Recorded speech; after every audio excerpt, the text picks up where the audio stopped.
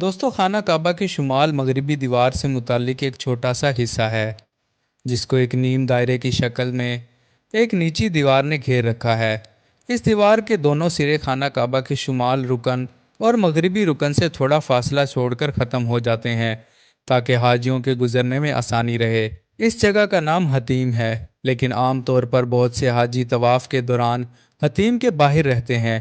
اس طرح وہ حتیم کو بھی اپنے چکر کا حصہ بنا لیتے ہیں۔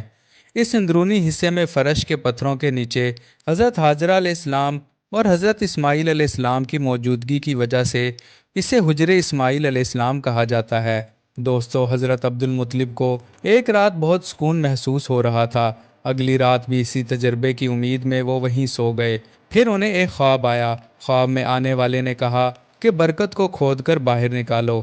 عبد المطلب نے سوال کیا کہ برکت کیا ہے، لیکن کوئی جواب نہ آیا۔ اگلی رات پھر ان کو ایک خواب آیا اور خواب میں آنے والے نے کہا کہ دفن شدہ خزانے کو باہر نکالو۔ عبد المطلب نے پھر اپنا سوال دہرایا، لیکن پھر سایہ غائب ہو گیا۔ چوتھی رات جو حکم ہوا وہ ان الفاظ میں تھا: زمزم کو کھود کر باہر نکالو۔ جب انہوں نے زمزم کے بارے میں پوچھا کہ یہ کیا ہے تو وہ بولنے والا بولا: اسے کھود کر نکالو، تمہیں پچھتاوا نہیں ہوگا، کیونکہ یہ تمہارے بڑوں کی وراثت ہے۔ یہ کبھی خشک نہ ہوگا، چاہے حاجی جتنا بھی پانی پی لیں۔ پھر بولنے والے نے کہا کہ وہ جگہ تلاش کرو جہاں خون ہوگا، وہاں قربانی کے جانوروں کا فضلہ بھی ہوگا، وہاں چونٹیوں کا بل ہوگا، اور کالی پہاڑی پر چونچ مارنے والے کوے بھی ہوں گے۔ آخر میں کہا گیا: دعا مانگو صاف شفاف پوری طاقت سے بہنے والے پانی کی، جو اللہ تعالیٰ کے گھر آئے ہوئے حاجیوں کو سیراب کرے گا۔ دوستو، جب فجر کا وقت ہوا اور دن نکلنے لگا تو حضرت عبد المطلب باہر نکلے اور شمال مشرقی دیوار کے ساتھ ساتھ چلنے لگے، جس کے دوسرے سرے پر خانہ کعبہ کا دروازہ ہے۔ یہاں سے گزر کر وہ رک گئے اور اس مقام سے چند قدموں کے فاصلے پر مشرقی کونے پر پہنچے، جہاں انہوں نے حجر اسود کو بوسہ دیا اور وہاں سے طواف شروع کیا۔ پھر واپس رکن عراقی پہنچے، وہاں سے گزر کر مغربی کونے رکن شامی اور پھر جنوبی کونے یعنی رکن یمانی پر پہنچے۔ حضرت ابراہیم علیہ السلام کی اولاد، چاہے وہ حضرت اسماعیل علیہ السلام کی نسل سے ہو یا حضرت اسحاق علیہ السلام کی، وہ ہمیشہ اپنے مقدس حرم کا طواف اسی انداز میں ہی کرتے تھے کہ وہ سورج کی حرکت کے مخالف ہوتا تھا۔ جب حضرت عبد المطلب نے رکن یمانی سے حجر اسود کی جانب بڑھے تو بھوک، پیاس اور تھکن کے باوجود انہوں نے 20 کی پہاڑیوں کے اندھیرے ڈھلوان سے پرے مشرق کی پہاڑیاں اپنی نظروں کے سامنے دیکھی۔ وہ سورج کی روشنی میں انہیں صاف دیکھ سکتے تھے۔ انہوں نے 7 چکر لگائے اور ہر چکر پر روشنی تیز ہوتی گئی۔ جب سنت طواف مکمل ہو گیا تو حجر اسود کے قریب سے گزر کر خانہ کعبہ کے دروازے پر پہنچے۔ وہاں موجود کفل سے لٹکے ہوئے فولادی کنڈے کو پکڑا اور وہ دعا کی جو انہیں خواب میں بتائی گئی تھی۔ تبھی پرندوں کی آواز سنائی دی گئی۔ ان کے پیچھے ایک پرندہ ریت پر اترا، پھر دوسرا پرندہ بھی اتر آیا۔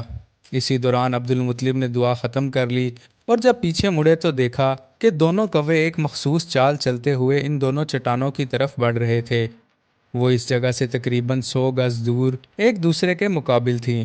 ان چٹانوں کو بتوں کا درجہ دے دیا گیا تھا اور ان کے درمیان قریش کے لوگ اپنے جانوروں کی قربانی کیا کرتے تھے۔ عبد المطلب کو اندازہ تھا کہ اس جگہ کی ریت میں ہمیشہ خون موجود ہوتا ہے، وہاں جانوروں کے باقیات بھی پڑے تھے۔ جب انہوں نے قریب جا کر دیکھا تو چونٹیوں کے بل بھی نظر آ گئے۔ عبد المطلب نے کھدائی کے لیے ایک کدال اپنے ہاتھ میں لی اور دوسرے اپنے بیٹے حارث کے ہاتھ میں دے کر کھدائی شروع کر دی۔ ریت کی سطح پر جیسے ہی کدال چلی، ایک عجیب منظر دیکھ کر لوگوں کا ہجوم ان کے گرد جمع ہو گیا۔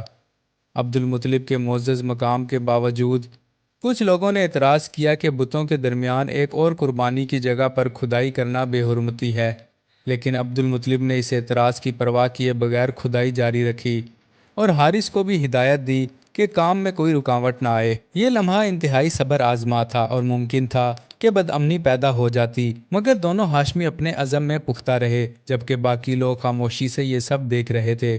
جو لوگ اعتراض کر رہے تھے ان کے لیے یہ دلیل کافی تھی کہ یہ دونوں بت اصاف اور نائلہ دیگر بتوں کی طرح کوئی خاص مقام نہیں رکھتے تھے۔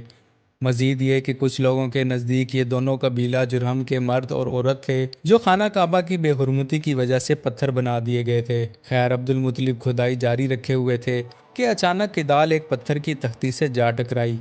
جس سے زمزم کے چشمے کو ڈھانپا گیا تھا۔ انہوں نے اللہ تعالیٰ کا شکر ادا کرتے ہوئے نعرہ بلند کیا۔